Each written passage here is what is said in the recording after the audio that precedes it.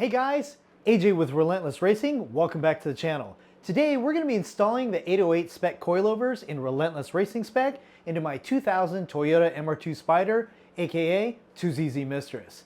Let's take a look at the kit. The 808 Spec Coilovers feature 32 position dampening force adjustment, front and rear adjustable top hats, swift springs, adjustable rear sway bar end links, Torrington bearings, spring sleeves, camber bolts, and adjustment tools.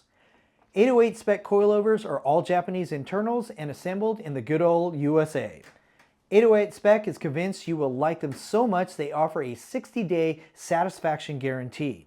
If the coilovers are installed properly, not tampered with, and you don't like them, then you can return them no questions asked within 60 days for a full refund, not including shipping fees. Additionally, they come with a 2-year warranty with unlimited miles. Let's get started. Let's take this puppy apart. Here is their brake line right here. It is a 12 millimeter. 10 millimeter for your ABS line. And then I'm going to loosen these guys real quick. And these are 19 millimeter.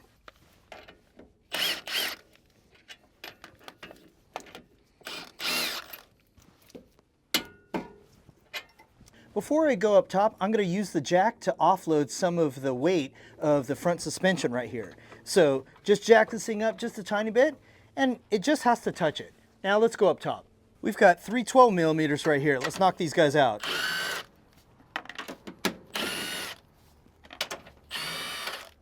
Let's knock out this last bolt in the knuckle.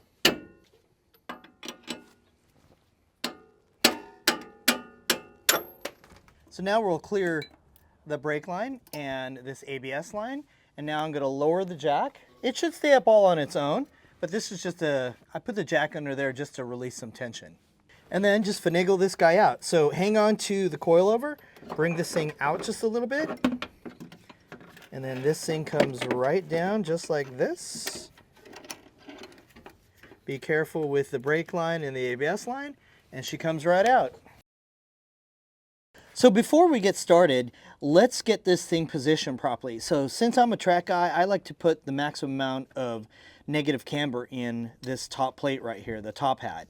So it always has a bolt that faces the front. So one of them has to face the front. So it could be either of these three, but the way you know is because this piece right here.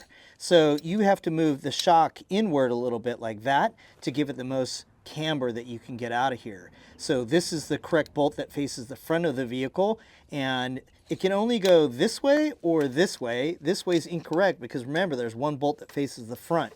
So this bolt faces the front. This should be perpendicular to this one bolt, and these are 5 millimeter. So rock it all the way in for the maximum negative camber. And then we're going to torque these guys to 90 inch-pounds.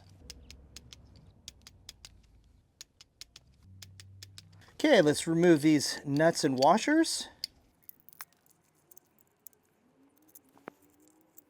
So this thing's already been set with a 3 millimeter preload, but I just want to make sure this bolt is torqued, and so this is 90 inch-pounds as well. It's also a 5 millimeter. So just like we took the shock out, we're going to put it back in. So I'm going to put this in this way, and then I'm going to line this guy up and push it up towards the top. Add your washers and your nuts, and you're good.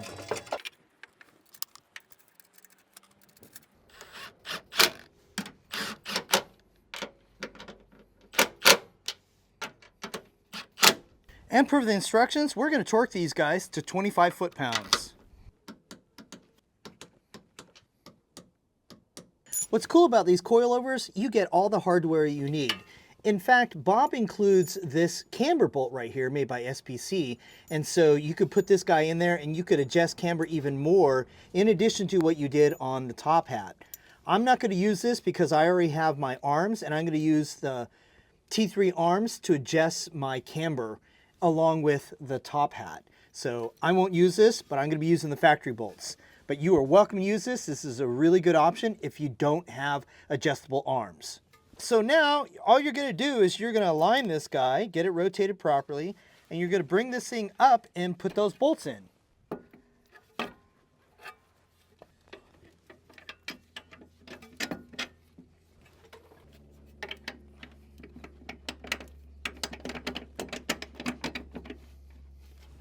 Before locking down these OE bolts in the knuckle, what I like to do is I like to shove the top in just a little bit and then torque down the top guy.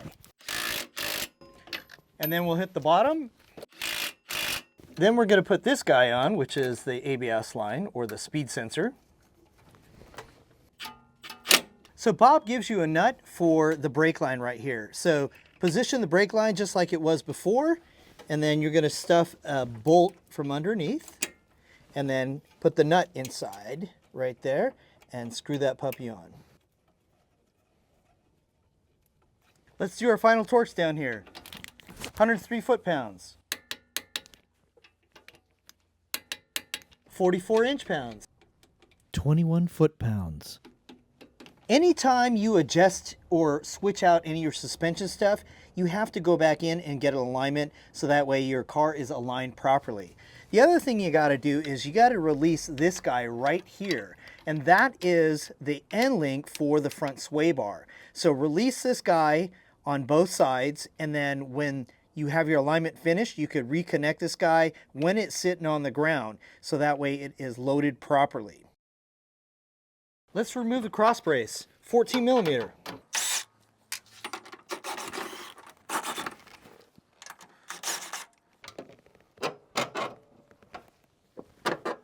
Now I'm going to take this one off completely, and this one I'm going to take off slightly.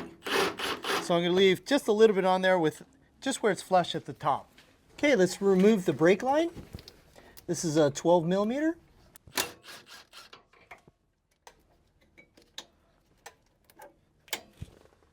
Let's undo the knuckle bolts.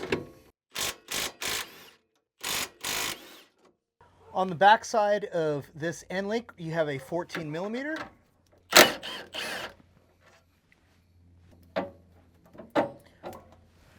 And now we're going to knock out the knuckle bolts.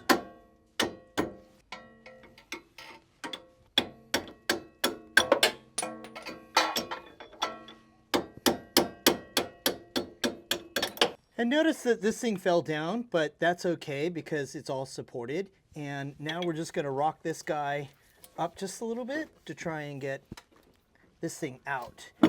There it goes. So now all we have to do is loosen this nut, hang on to the coilover.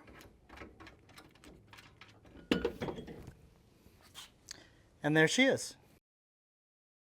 This is the right rear shock, and it's got this great adjustable rear top hat, which is cool. So to adjust camber, you could adjust here, or you could also adjust down here using this camber bolt, which comes with it, or you could also use adjustable arms. So if you don't have adjustable arms, again, you could use this guy or you can use this guy. Since I have adjustable arms, I'm going to adjust this a particular way so that this thing ends up in the center of the strut tower. So I calculated that as 18 millimeters. So I'm going to push this guy right here so it's 18 millimeters, and then I'm going to lock that puppy down. So let's push it open just a little bit more. That looks like 18 to me. And then I'm going to lock down here. All right, 90 inch-pounds. And then let's remove these guys. This one right here is 90 inch-pounds. It should be torqued already. It's good. Let's go ahead and remove this guy because we're not going to use it. We're going to use the factory one. But I think it's great that Bob includes these things, and he's got everything on here for you for whatever situation you have. Okay, let's bring in the coilover from the bottom. Align it with the holes. Hold it with the other hand. Drop your washers on here. And let's put the nuts on. And we'll apply a temporary torque.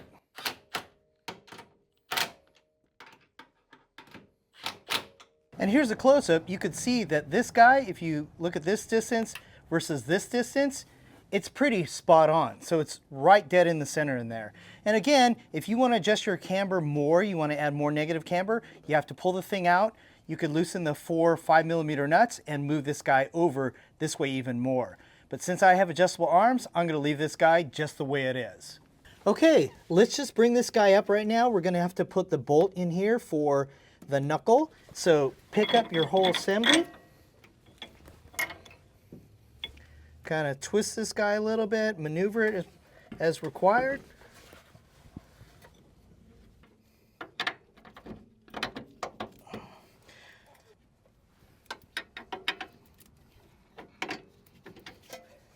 There we go. We use the top one to help us out. And then we'll push that top one in, give it a wiggle wiggle. And if that doesn't work, you could use the attitude adjuster.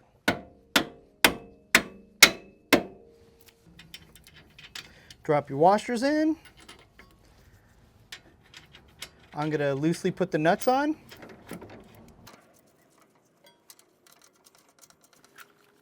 And just like the front, I'm going to rock this guy as much as I can. You can kind of see how I push the top here and hold the bottom. And that gives me maximum negative camber here. And I like that because if I ever take this apart, I can put it back in the same spot.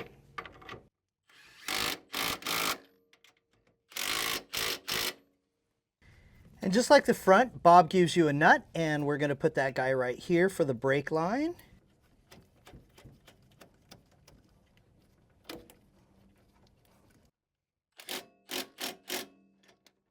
Okay, let's do our torques. 21 foot-pounds, 12mm, 19mm, 128 pounds.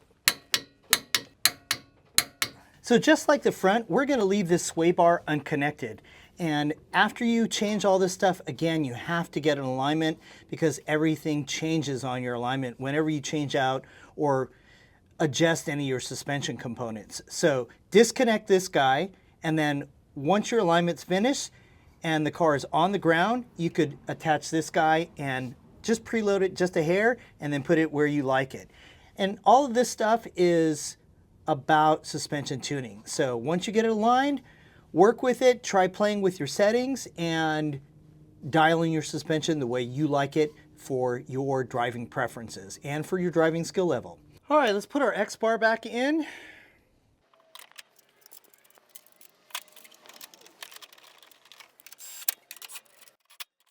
Okay, those are 55 foot-pounds and these are 35 per Bob spec. Again, these are 35 foot-pounds for Bob spec. 14mm, 35 foot-pounds.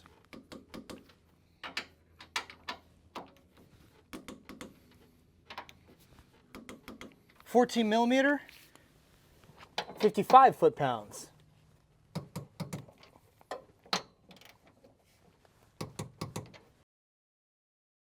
After you're finished with your alignment, don't forget to put these really cool coilover covers from Swift and from Bob. Bob really thought of everything.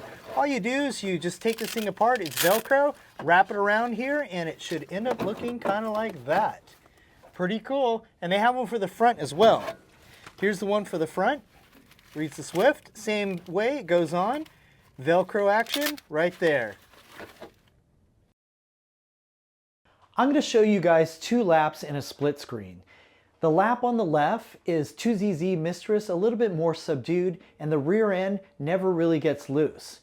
The lap on the right is 2ZZ Mistress getting a little bit more loose, and we're balancing ourselves on the fence of right at the maximum coefficient of friction of the tires versus going over that line and exceeding the maximum coefficient of friction of the tires. Which lap do you think is going to be the fastest? Write down your answers in the comments before you watch.